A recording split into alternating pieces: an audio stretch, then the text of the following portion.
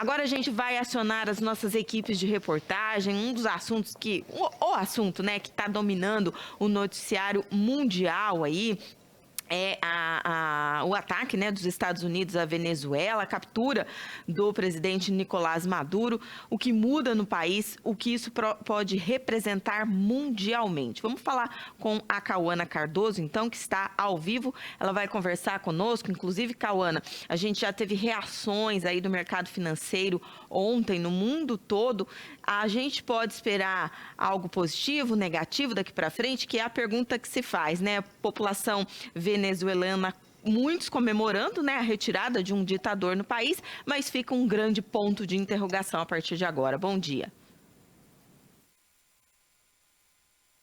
Sim, Patrícia, está tudo muito incerto ainda, né? Tanto dentro da Venezuela como mundo afora também, né? Todas essas relações internacionais. Um ótimo dia para você, a todos que nos acompanham. Mas para falar exatamente sobre isso, a gente conversa com um especialista, né? Advogado em Direito Internacional, professor também, né? Da faculdade. Professor, explica para a gente, então, o que exatamente está acontecendo. Ontem a gente teve ali a posse da vice-presidente e agora o que a gente pode esperar dessa situação da Venezuela? Bom dia para o senhor. Bom dia a todos. Bom, é uma situação inusitada, né? A gente tem literalmente algo que já ocorreu, mas não ocorreu há muito tempo. E na perspectiva do direito internacional, um movimento ilegal dos Estados Unidos, né? Com essa captura de um presidente que seja numa eventual indicação de ditadura ou não poderia ser capturado por um país estrangeiro, no caso dos Estados Unidos. No movimento nacional, um movimento padrão de comportamento, com a vice-presidente assumindo a presidência de forma interina, com previsão constitucional de possibilidade de novas eleições, seja num prazo curto, em caso de eventual ausência temporária, ou ausência absoluta num prazo mais longo de 6 meses. Uma incerteza do ponto de vista da própria oposição, como ela atua hoje do lado de fora da Venezuela, com uma força que depende, obviamente, de outros países para conseguir movimentar a oposição dentro da Venezuela. Uma insegurança para saber se ela, nas próximas eleições, se houverem, terá força suficiente para derrubar esse movimento de longa data, né, do chavismo, e também uma pressão norte-americana por explorar recursos naturais dentro de um país, dentro de uma perspectiva de exploração capitalista. E é justamente esse recurso natural que chama tanta atenção, né? O petróleo, a Venezuela é um país muito rico no petróleo e é esse um dos principais motivos que ocasionou o sequestro do Maduro e também ali as acusações que ele está respondendo, são 5 crimes, né, doutor? Isso. A justificativa legal para essa captura é que o Nicolás Maduro e sua esposa estão respondendo por crimes nos Estados Unidos. Ontem mesmo já teve o primeiro interrogatório deles, né, onde tanto ele quanto a esposa se declararam inocentes.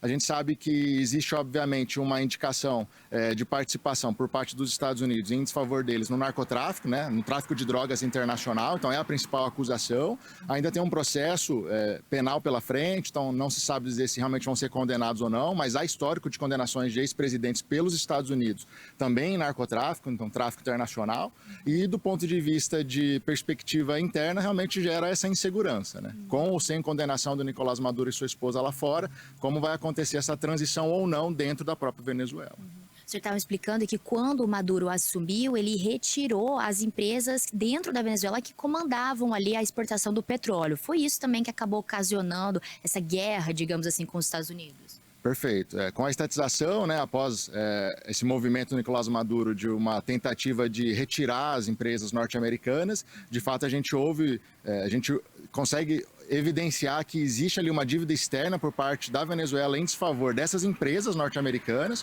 o que faz com que o presidente norte-americano tome as dores dessas empresas e também coloque como justificativa dessa captura essa necessidade de reaver o que foi investido e o que foi perdido ali em termos de investimento dessas empresas norte-americanas com relação à extração de petróleo.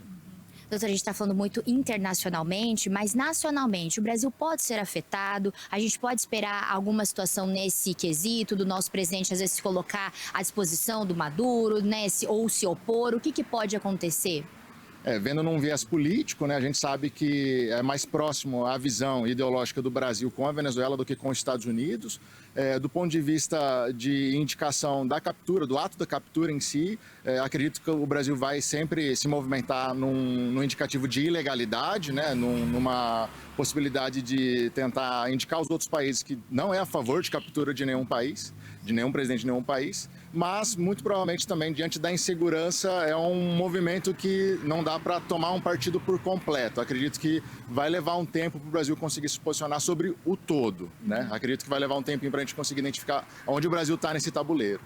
Obrigada, doutor, pelas explicações, mas a palavra do momento é incerteza de fato, né, Patrícia? Ontem eu estive no Flores do Campo, onde moram muitos venezuelanos aqui na zona norte de Londrina. Todos eles disseram a mesma coisa, né? Alguns estão felizes com a retirada do Maduro do poder, estão com medo, estão nessa incerteza, mas estão com muita esperança de que dias melhores virão para a Venezuela. E é isso que a gente espera acima de tudo, né, Patrícia? Com certeza, Cauana. Muito obrigada pelas informações. Agradeça ao professor aí por gentilmente nos conceder essa entrevista ao vivo aqui no nosso Tarobá Cidade.